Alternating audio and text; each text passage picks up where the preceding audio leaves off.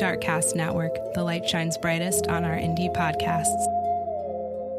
Content warning ahead. This podcast contains very sensitive topics such as missing persons, unsolved cases, haunted houses, and paranormal activity.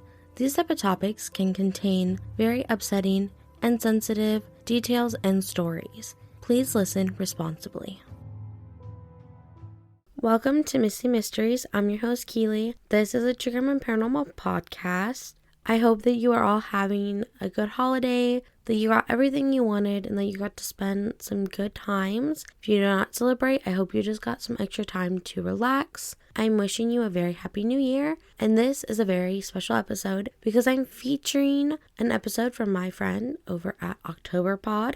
I am currently on break until January 11th, which is probably for the best because I am just getting my voice back from being sick. So without further ado, I really hope you guys enjoy this episode from my friends at OctoberPod. I'm Jackie Moranti, and I produce a podcast called Cause of Death, 100 Seconds to Midnight. Have you ever read or watched any post-apocalyptic fiction? Were you one of the first people to see The Road or I Am Legend when they came out? Do you wonder if those things could really happen? Could the world as we know it be toppled by a disease, a global crisis, or a natural disaster? I assure you that it could. My show talks about the precursors to apocalyptic events. I like to call it pre-apocalyptic nonfiction. I talk about history and how we never learned from it, the present and how we tend to ignore every warning sign, and the future and what it will mean if we don't take care of our resources. The hands of the doomsday clock have been set at 100 seconds to midnight for 3 years now. Can we make the hands turn back? Cause of Death, 100 Seconds to Midnight can be found wherever you listen to podcasts. I'm Edward October. The sound you hear is a crackling fire near the Christmas tree on the night of December the 25th. This is the start of OctoberPod on the Darkcast Network. The Signalman by Charles Dickens, narrated by Edward October.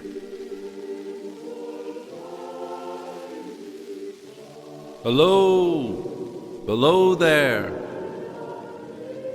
When he heard my voice, he was standing at the door of his box, with a flag in his hand, furled round its short pole. Instead of looking up to where I stood on the top of the steep cutting, nearly over his head, he turned about and looked down the line. Hello! Hello! Below! Then he turned again and, raising his eyes, saw my figure high above him. Is there a path by which I may come down? He looked up at me without replying. Just then there came a vague vibration in the earth and air, quickly changing into a violent pulsation, and an oncoming rush that caused me to start back, as though it had force to draw me down. I looked down again and saw him refurling the flag he had shown while the train went by. He motioned with his rolled-up flag towards a point on my level. There, I found a rough, zigzagging path notched out. The cutting was deep through a clammy stone that became oozier and wetter as I went down. When I reached the little man, I saw that he was standing as though he were waiting for me to appear. He was dark and sallow. His post was in as solitary and dismal a place as ever I saw. On either side, a dripping wet wall of jagged stone excluded all view but a strip of sky. The view on one side, a crooked prolongation of this great dungeon. On the other side, the gloomy entrance to the black, forbidding tunnel, marked by an eerie red light that scarcely pierced its murky depths. So little sunlight ever found its way to this spot that it had an earthy, deadly smell, and so much cold wind rushed through it that it struck chill to me, as if I had left the natural world.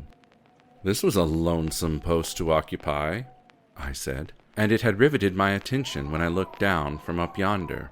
A visitor must be a rarity, though not an unwelcome rarity, I hoped. He directed a most unusual look towards the red light near the tunnel's mouth, and looked about it, as if something were missing from it, and then looked at me. That light was part of his charge, was it not? Don't you know it is? You look at me as though you had a dread of me, sir. I was doubtful whether I had seen you before. Where? He pointed to the red light. My good fellow, what should I do there? I never was there, you may swear. Yes, I think I may. His manner cleared, like my own. He replied to my remarks with precision. Had he much to do there? Yes, to change the signal, to trim those lights, and to turn this iron handle now and then, was all he had to do. Regarding those many long and lonely hours of which I seemed to make so much, he said that he had grown used to such a routine. He had taught himself a language down here, and had also worked at fractions and decimals, and a little algebra, but he confessed to be a poor hand at figures. Was it necessary for him, when on duty, always to remain in that channel of damp air? And could he never rise into the sunshine from between those high stone walls? Under some conditions there would be less upon the line than under others, and the same held good as to certain hours of the day and night. In bright weather he did choose occasions for getting out of these shadows, but he was at all times liable to be called by his electric bell, and listening for it redoubled his anxiety. Thus the relief was less than I would suppose. He took me into his box, where there was a fire, a desk for an official record, a telegraphic instrument, and the little bell of which he had spoken. He was several times during our conversations interrupted by the little bell, and had to read off messages and send replies. Once he had to stand without the door and display a flag as a train passed. In the discharge of his duties, I observed him to be exact and vigilant, breaking off his course at a syllable, and remaining silent until his task was done. I should have set this man down as one of the safest of men to be employed in that capacity, but for the occasions while he was speaking that he twice broke off with fallen color, turned towards the little bell when it did not ring, opened the door of the hut, and looked towards the red light near the mouth of the tunnel.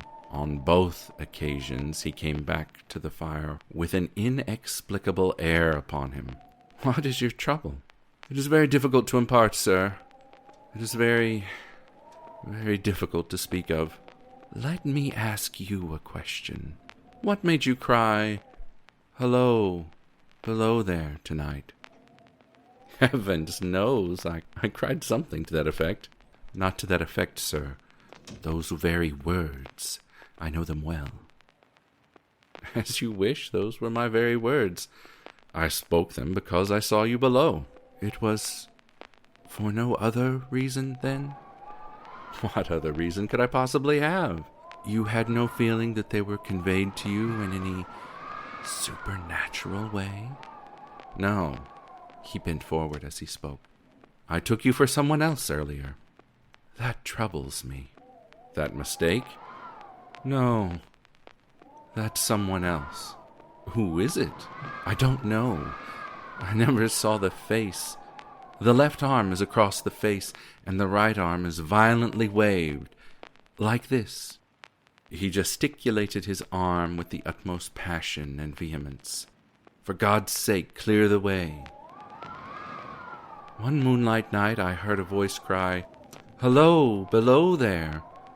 I looked from that door and saw someone else standing by the red light near the tunnel, waving as I showed you.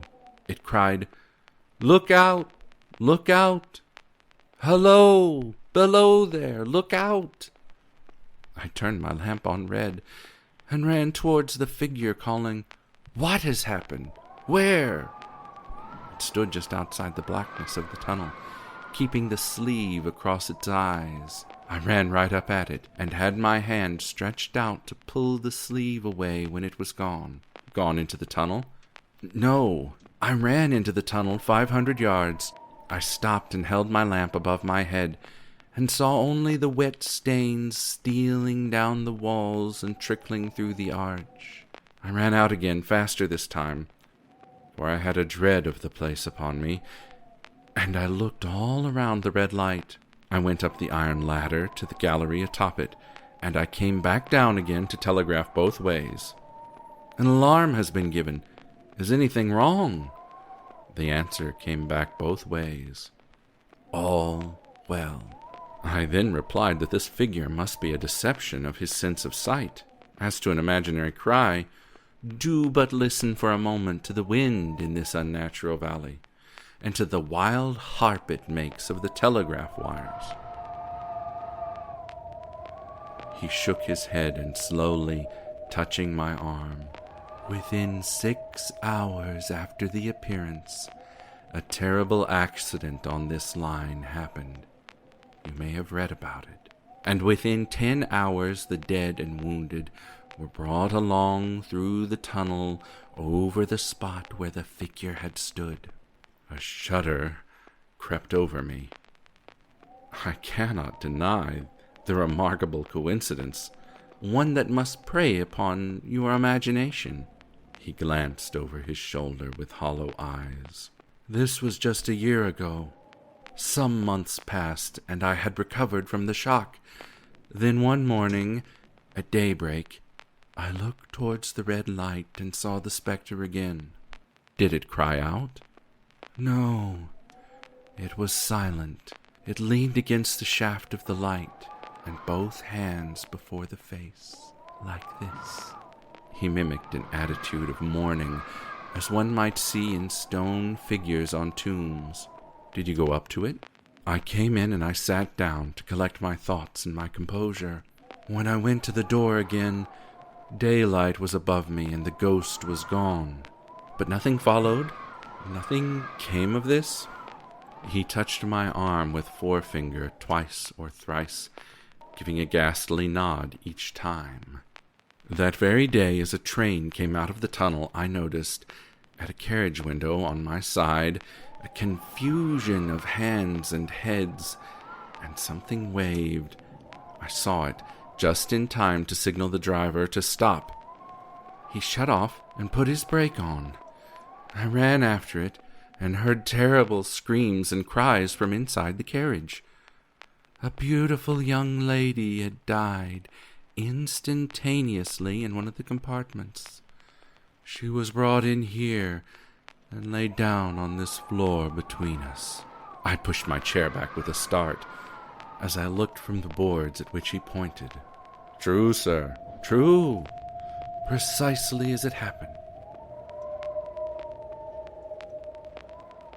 He resumed. "Now, sir, mark this, and judge how my mind is troubled. The spectre came back a week ago. Ever since it has been there, now and again, by fits and starts at the danger light. What does it seem to do?" He repeated that former violent gesticulation of, "For God's sake, clear the way." "Then," he went on, "I have no peace or rest of it. It calls to me in an agonized manner, 'Below there, look out, look out!' Its hands waving to me. It rings my little bell. Did it ring for you yesterday evening when I was here, and you went to the door?" "Twice." "See how your imagination misleads you. My eyes were on the bell, and my ears were open to its ring, and I assure you it did not ring at those times, nor at any other time, except when it was rung by the station communicating with you. I have never made a mistake like that, sir. Not yet. I have never confused the spectre's ring with the man's. The ghost's ring is a strange vibration in the bell that rings but produces no visible stirring. I don't wonder that you failed to hear it, yet I heard it." "And did the spectre seem to be there when you looked out?" "It was there, both times." "Will you come to the door with me now and look for it?" He bit his underlip, as though he were somewhat unwilling, but arose. I opened the door while he stood in the doorway. There was the danger light. There was the dismal mouth of the tunnel. There were the high, wet stone walls of the cutting. There were the stars above them. Do you see it? No. We went in again and resumed our seats. Now you will fully understand, sir, that what troubles me so dreadfully is the question, what does the spectre mean? He said, ruminating with his eyes on the fire. What is the danger? Where? There is danger somewhere on the line, some dreadful calamity. It is not to be doubted this third time, after what has gone before. But what can I do? If I telegraph danger on either side of me, or on both, I can give no reason for it. They would think I was mad. This is the way it would work. Message, danger, take care. Answer, what danger? Where? Message, don't know, but for God's sakes, take care. They would displace me, and who could blame them? When it first stood under the danger light, why not tell me where that accident was to happen? If it must happen, why not tell me it could be averted? If it could have been averted, when on its second coming it hit its face, why not give a more explicit message of warning? If it came twice only to show me that its warnings were true, why not warn me plainly now? Why not go to someone with credit to be believed and power to act, rather than a mere poor signalman? When I saw him in this state, I saw that for his sake, as well as for the public safety, what I must now do was to compose his mind. Therefore, setting aside all question of reality or unreality between us, I represented to him that whoever thoroughly discharged his duty must do well, and that at least it was his comfort that he understood his duty, though he did not understand those confounding appearances. In this effort I succeeded. He became calm, and I left him at 2 a.m. I had offered to stay through the night, but he would not hear of it. I ultimately resolved to offer to accompany him, otherwise keeping his secret for the present, to the wisest medical practitioner we could hear of in these parts, and to take his opinion. A change in his time of duty would come round next night, he had apprised me, and he would be off an hour or two after sunrise, and on again soon after sunset. I had appointed to return accordingly.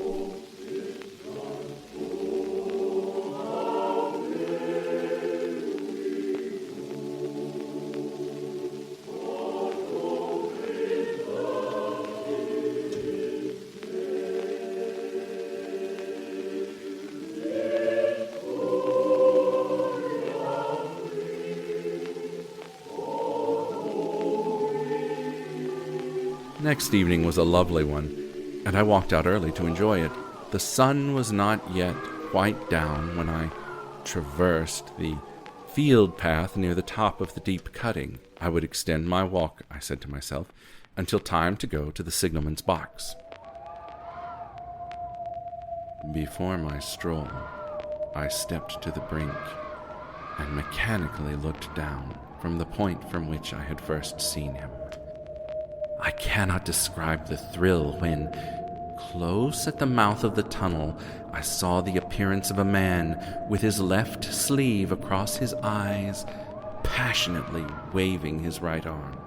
The nameless horror that oppressed me suddenly seized hold of me, for I then saw that this appearance of a man was a man indeed, and that there was a group of other men standing about, to whom he seemed to be rehearsing the gesture he made.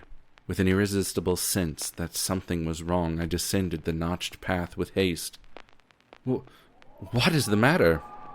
Signalman killed this morning, sir. Not the man I know. You will recognize him, sir, if you knew him, said the man who spoke for the others, solemnly uncovering his own head and raising an end of the tarpaulin, covering a lump on the ground. Oh, how did this happen? He was cut down by an engine, sir. He'd struck the light and had the lamp in his hand.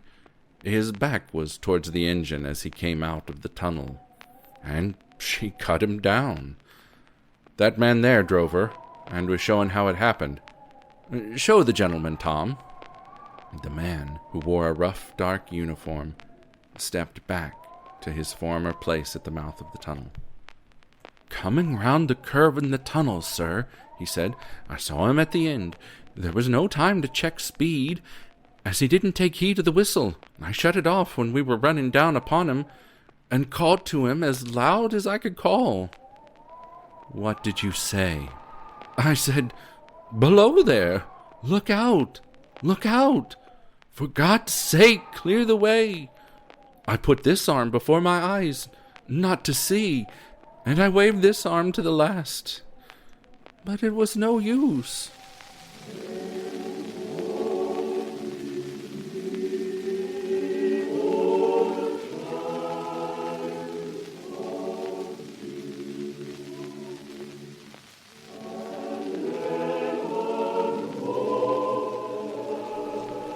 And now, Edward October gives you The Night Before Christmas by Clement C. Moore. 'Twas the night before Christmas, when all through the house not a creature was stirring, not even a mouse. The stockings were hung by the chimney with care, in hopes that St. Nicholas soon would be there. The children were nestled all snug in their beds, whilst visions of sugar plums danced in their heads. And Mamma, in her kerchief, and I in my cap, had just settled our brains for a long winter's nap, when out on the lawn there arose such a clatter, I sprang from my bed to see what was the matter. Away to the window I flew like a flash, tore open the shutters, and threw up the sash. The moon on the breast of the new-fallen snow gave a luster of midday to objects below, when what to my wondering eyes should appear but a miniature sleigh and 8 tiny reindeer, with a little old driver so lively and quick. I knew in a moment it must be Saint Nick. More rapid than eagles his coursers they came, and he whistled and shouted and called them by name. Now Dasher, now Dancer, now Prancer, and Vixen. On Comet, on Cupid, on Donder and Blitzen, to the top of the porch, to the top of the wall. Now dash away, dash away, dash away all, as dry leaves that before the wild hurricane fly, when they met with an obstacle, mount to the sky. So up to the housetop the coursers they flew, with a sleigh full of toys, and St. Nicholas too. And then in a twinkle I heard on the roof the prancing and pawing of each little hoof. As I drew in my head and was turning around, down the chimney St. Nicholas came with a bound. He was dressed all in fur from his head to his foot, and his clothes were all tarnished with ashes and soot. A bundle of toys he had flung on his back, and he looked like a peddler just opening his pack. His eyes, how they twinkled, his dimples, how merry. His cheeks were like roses, his nose like a cherry. His droll little mouth was curled up like a bow, and the beard on his chin was as white as the snow. The stump of a pipe he clutched tight in his teeth, and the smoke it encircled his head like a wreath. He had a broad face and a little round belly that shook when he laughed, like a bowl full of jelly. He was chubby and plump, a right jolly old elf, and I laughed when I saw him, in spite of myself. He spoke not a word, but went straight to his work, and filled all the stockings, then turned with a jerk, and laying his finger aside of his nose, and giving a nod, up the chimney he rose. He sprang to his sleigh, to his team gave a whistle, and away they all flew like the down on a thistle. But I heard him exclaim as he drove out of sight, "Happy Christmas to all, and to all a good night." We've been told that our show is cursed and has a tendency to unleash all sorts of evil spirits into our listeners' homes. Exorcise all of your demons now by kindly giving this podcast a 5-star rating. Your very soul may depend upon it.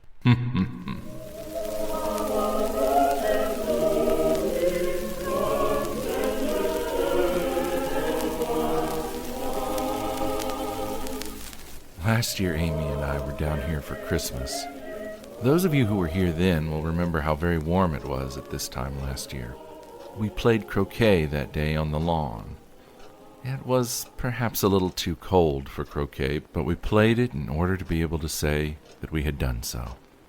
It was certainly as warm on the lawn then as it was in the billiard room this morning directly after breakfast.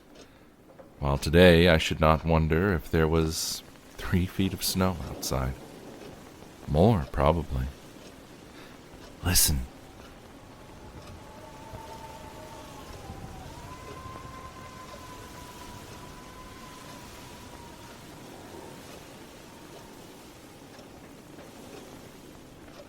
We had no frost that autumn, and one of the dahlias was still in flower. I've always thought that it must have been mad, and I wonder if I were not mad, too. While the rest of you played your half game of croquet, it struck me that it was not so warm as I had supposed, because quite suddenly I shivered, and shivering, I looked up, but I did not see anyone playing croquet at all. I saw something which had no relation to you. At least I hope not. You all know the croquet lawn, and how it is bounded all round by a flower border, with a brick wall behind it, through which there's only one gate. Well, I looked up and saw that the lawn was shrinking, and the walls closing in upon it. The rays of the sun began to fade, till it grew quite dark overhead, and only a glimmer of light came in through the gate.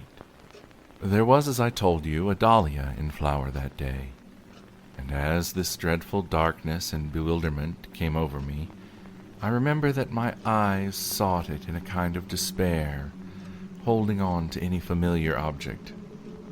But it was no longer a dahlia, for at that moment the hallucination was complete.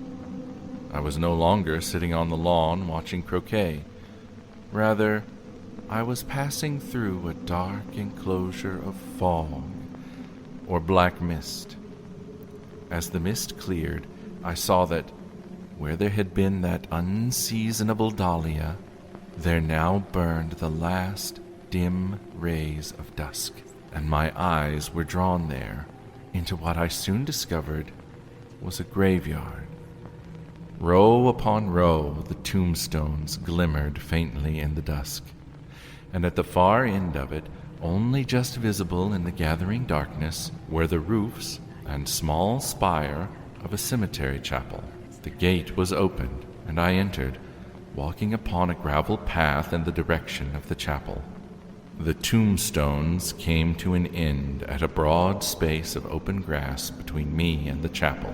There stood a single, solitary grave. I left the path and went to it, though it appeared rather new, glimmering with a pale sheen in the dusk. I saw that already moss and lichen had covered the face of it. I wondered whether it was the grave of some stranger who had died a lonely death, and had no friend or relation to look after it. The name whatever it was overgrown. With some impulse of pity for this forgotten soul, I began scraping at it with my fingernails. The moss peeled off quite easily, coming away in long shreds and fibers, and presently I saw that the name was visible. As I worked, the darkness had so gathered that I could not read it. All this, I suppose, took place with the instantaneousness of a dream, for at once the whole thing had vanished, and I was back on the lawn again, dripping with perspiration and trembling all over. Now all of you may say I had fallen asleep and had a sudden nightmare. That may be so. Shall I go on? Well, let us say for the moment that it was not a dream exactly, but a hallucination. Whichever it was, it haunted me for months. It was never quite out of my mind, but lingered somewhere in the dusk of consciousness. And as the weeks went on, the seed began to sprout that I had been daydreaming. I can't say that it actually affected my health. I did not sleep or eat insufficiently, but still I always found myself deep in some abyss of despair. I told my wife, who laughed at me, and my doctor, who laughed also, and assured me that my health was quite robust. At the time, he suggested that change of air and scene does wonders for the delusions and fancies of the imagination. And so I took a holiday in Scotland to do some hunting up in a small forest in Sutherland, very remote and wild, and not far from the sea. Sudden sea mists were common. One day my guide and I stalked a deer to a very high tableland on the limit of the forest, which went down very steeply on one side to a loch that lay below it, and gently sloping on the other to a river which ran from the loch down to my lodge. We had a dreadful climb over big boulders with deep holes between, masked by clumps of heather. We had to watch our step to avoid broken bones. The deer we'd been stalking must have smelled us out, in spite of our precautions against the wind, for it was nowhere to be seen. We ate lunch on the heather and enjoyed a well-earned smoke in the sunlight. The morning had been extraordinarily warm, with a little wind blowing off the sea. I felt an extreme sense of peace. Never since Christmas had I been so free of fear. But then my guide urged that we must move on. The weather had changed, he said. We should be off this high ground as soon as possible, he said. A sea mist would presently come up, and the crags we'd just negotiated would be a bad place to get down in a heavy mist. Fearing the mist, which was already boiling up from the sea, I felt in my pocket for the compass, but there was none to be found. We were not yet halfway down when the mist overtook us, shooting up from the valley like the broken water of a wave. In 3 minutes' time we were enveloped in a fog so thick we could barely see a dozen yards ahead. We were happy that we'd taken the gentle slope towards the river instead of maneuvering once again over the crags. But the mist grew thicker and thicker, and I got wetter in the next hour than I have ever been before or since. The wet seemed to penetrate the skin and chill our bones.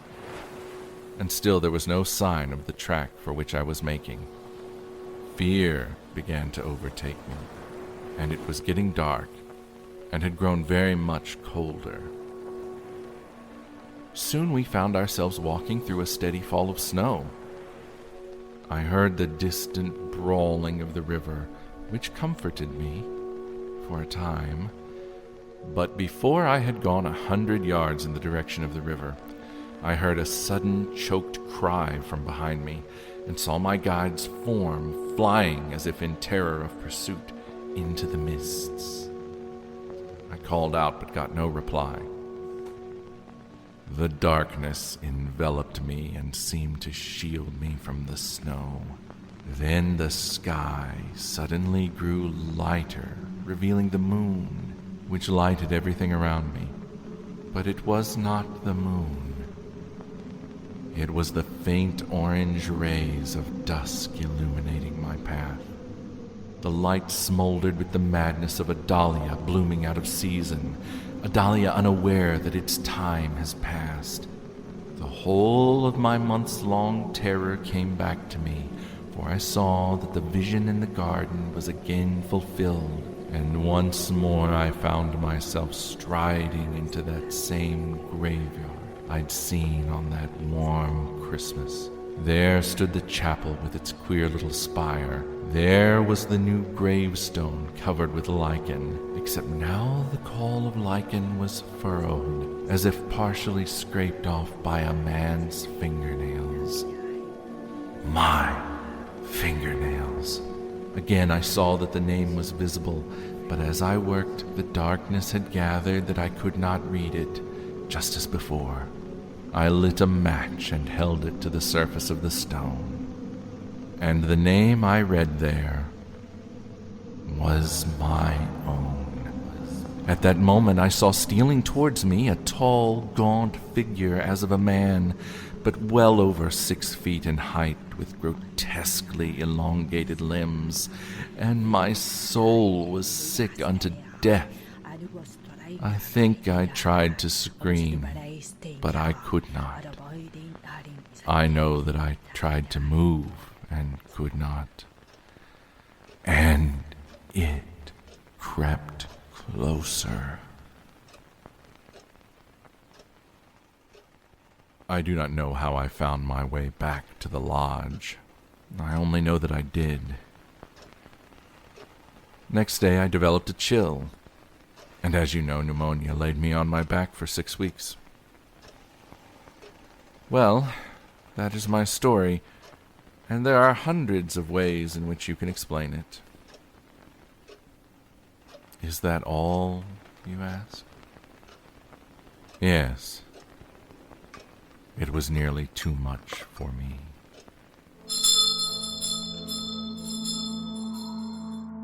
OctoberPod is produced, edited, and directed by Edward October. The series co-producer is MJ McAdams. If you're only listening to OctoberPod, you're missing out on half the fun. Subscribe to our YouTube channel, OctoberPod Home Video, to receive new videos on the first and third Tuesday of each month. Follow us on Twitter and Instagram at OctoberPodVHS, on TikTok at OctoberPod, or, God help us, on Pinterest at OctoberPod. Shop for gifts and apparel for bold individualists at our Spreadshirt.com merch shop, OctoberPod Outfitters. You can find us and all of our links on the World Wide Web at OctoberPodVHS.com. OctoberPod is a proud member of the Darkcast Network. The man who spoke to you was Mr. Edward October.